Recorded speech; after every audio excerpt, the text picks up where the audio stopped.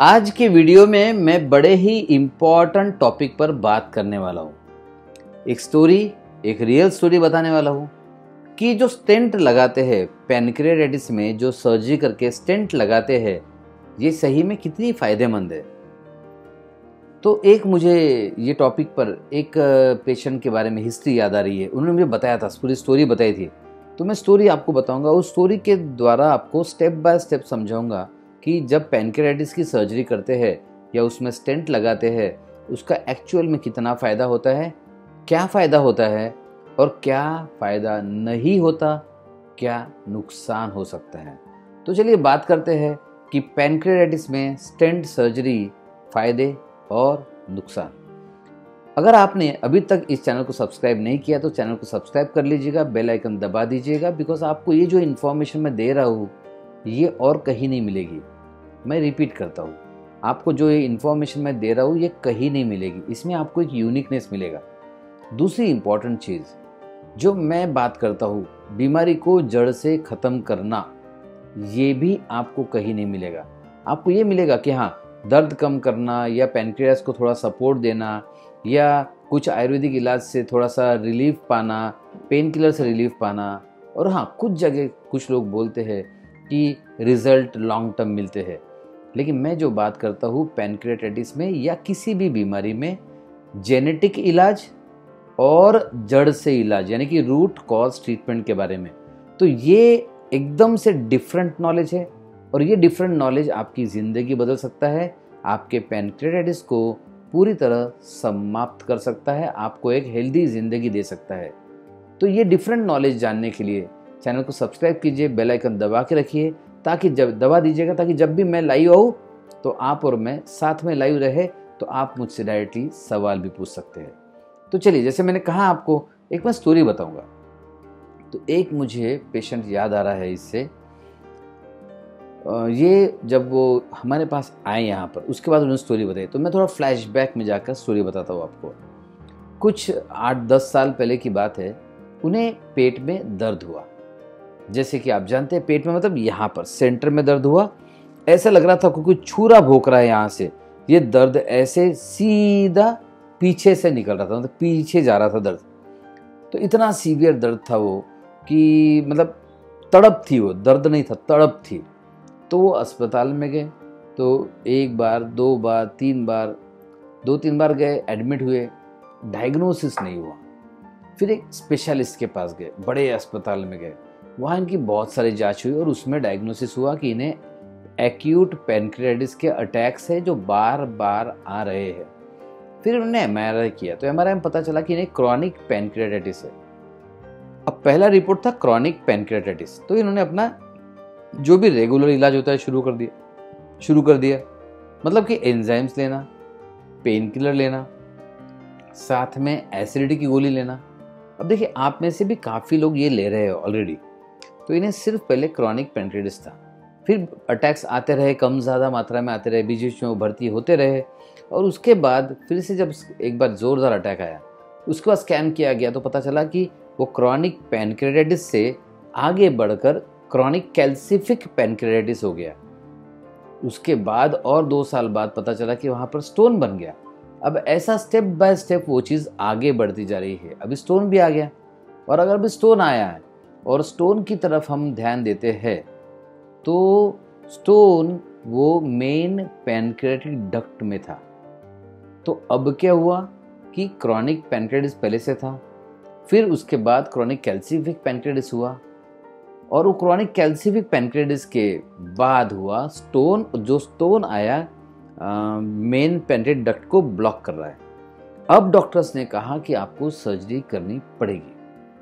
तो अब डॉक्टर्स ने कहा सर्जरी करनी पड़ेगी क्योंकि अब तो एमपीडी यानी कि मेन पैनक्रियाटिक डक्ट ब्लॉक हो रहा है। तो पेशेंट क्या कहेगा? पेशेंट ने कहा हाँ कर लीजिए सर।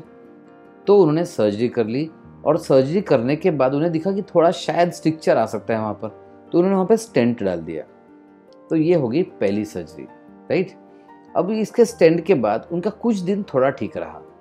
कुछ दिनों के बाद फिर से दर्द उठना शुरू हो गया, और फिर से दर्द उठना शुरू होने के बाद एक बार फिर से एमआरआई किया गया। पता चला कि स्टोन फिर से आ गया है और मेन पैनक्रिएटिक डक्ट उसके बाद डायलेट हो गई, ज़्यादा डायलेटेड है, तो उन्हें फिर से स्टेंट की सर्जरी करनी पड़ी। तो उन्हें सर्जरी फिर से करके एक और स्टेंट लगा दिया। कुछ दिन फिर से ठीक रहे, उसके बाद फिर से अटैक आया। ऐसे करते करते उनकी 5 बार सर्जरी हुई और 5 बार स्टेंट लगाए गए। अब सवाल ये था कि वो तो डॉक्टर ने जैसा बताया वो फॉलो कर रहे थे, लेकिन उनका रिजल्ट क्यों अधूरा मिल रहा था? मतलब वो बार बार दर्द क्यों उभर रहा था?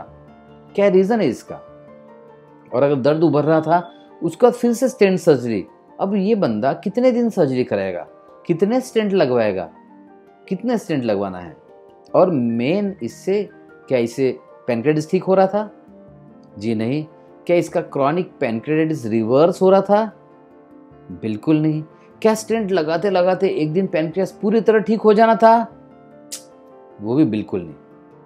तो अब ये सब करने के बाद नुकसान ये हुआ कि बार बार सर्जरी करने के बाद वहाँ पर स्ट्रिक्चर्स बन गए। अब ये सबसे पहला खतरा, जब आप सर्जरी करते हो और मेन पैनक्रियाटिक डक्ट में आप सर्जरी करके स्टोन को निकाल दिया, तो आपने उस डक्ट के साथ एक इंटरवेंशन किया है, मतलब उसके साथ ऑपरेट किया है, उसको कुछ खेल किया है, कट किया है, स्टिच किया है।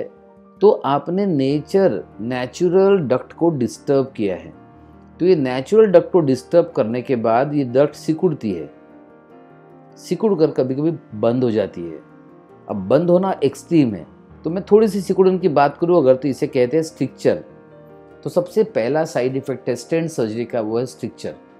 और ये बड़े तकलीफदेह होता है कि एक बार स्ट्रिक्चर बन जाए तो उसके वहाँ पर स्टेंट लगा दो तो बाजू में स्ट्रिक्चर बन जाएगा, फिर उसके बाजू में स्टोन भी आएगा, फिर स्ट्रिक्चर भी आएगा।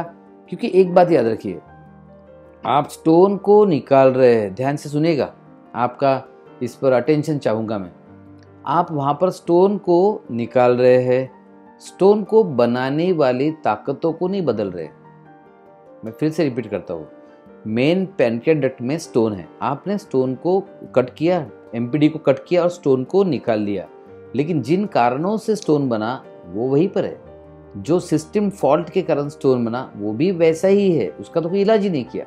तो आपको स्टोन निकालना टेम्पररी सोल्यूशन रहेगा और कुछ दिनों बाद वापस स्टोन तैयार होगा, वापस सर्जरी, वापस स्टेंट, फिर से स्टोन, फिर से सर्जरी, फिर से ये सिलसिला चलता रहेगा। अब इसका साइड इफेक्ट, पहला साइड इफेक्ट, आप क्रॉनिक पैनक्रियाटिस का इलाज करना तो भूल ही चुके हो। अभी तो आप स्टोन खेल रहे हो ना, अभी तो आप स्टोन निकाल रहे हो, stone stent, stone stent, stone stent, और दोनों भी चीज़ों से पैनक्रियाटिस की बीमारी ठीक नहीं होती है। हाँ, एक तरह का ऐसा प्रॉब्लम है जिसमें अगर आपको गॉल ब्लैडर स्टोन है और वो आकर फंस जाता है, ब्लॉक करता है, और इस ब्लॉक के कारण पैनक्रियाटिस अगर हुआ या स्टोन आया, स्टोन के ब्लॉक के कारण पैनक्रियाटिस हुआ, इस सूरत में आपको स्टोन निकालने के बाद लॉन्ग टर्म रिलीफ हो सकता है। लेकिन आज हम स्टेंट की बात कर रहे हैं। स्टेंट मतलब ब्लॉकेज को रिमूव करने के लिए। तो जब अगर स्टेंट आप करते जाएंगे, तो पहली बात बता दूं, स्टेंट सिर्फ रास्ता क्लियर करना, बस इतना ही उसका उद्देश्य है। और रास्ता क्लियर करने से जनरली मेजॉरिटी ऑफ केसेस में पैनक्रियाटाइटिस या क्रॉनिक पैनक्रियाटिस ठीक नहीं होता है, राइट। इसके फिर नुकसान क्या है? सबसे पहला, हम क्रॉनिक पैनक्रियाटिस का इलाज करना तो भूल ही गए। हमने तो सोचा ही नहीं कि अरे पैनक्रियाटाइटिस मतलब इन्फ्लेमेशन, क्यों हो रहा है, कैसे हो रहा है, इसका क्या करे, इसे रिवर्स कैसे करे, ये समाप्त कैसे हो, इसका ट्रिगर कौन सा है, कहाँ से ट्रिगर आ रहा है, ये तो हमने सोचा ही नहीं, है ना। तो ये इस पर से दिमाग हमारा हाईजैक हो जाता है, हैक हो जाता है। तो हमारा पूरा ध्यान stone, stent, stricture, S stone, S stent, S stricture, तो एस में हमारा पूरा ध्यान बढ़ जाता है। एंड इसी से चौथा एस तैयार होता है, सीरियस। जी हाँ, अगर आप ऐसा करते रहे तो आगे चल के आप सीरियस प्रॉब्लम में आ सकते हैं, क्योंकि पैनक्रियाटिस की बीमारी साइलेंटली अंदर ही अंदर तो बढ़ी रही है।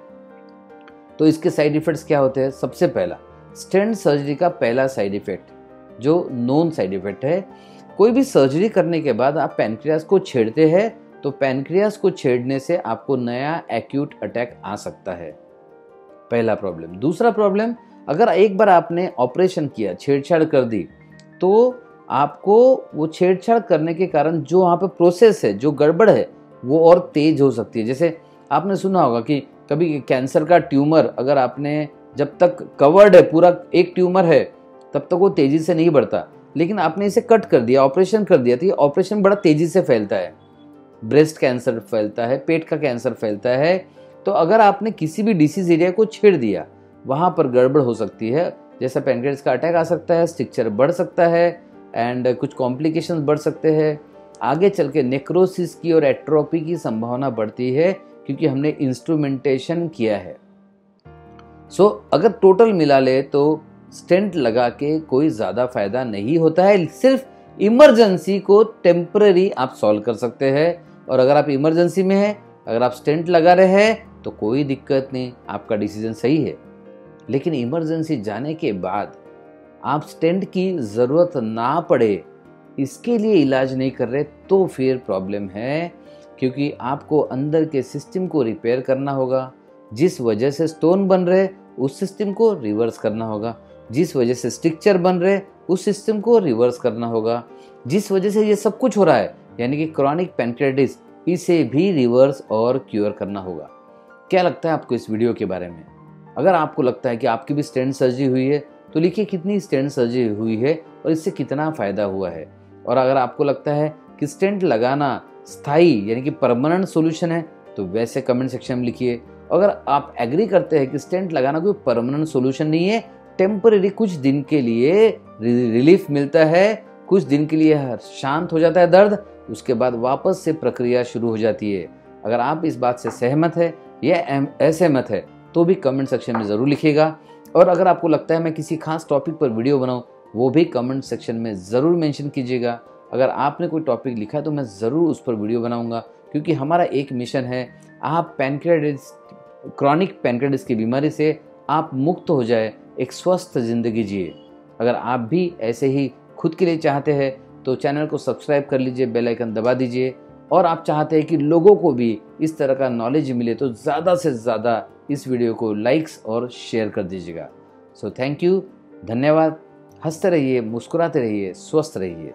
Be healthy.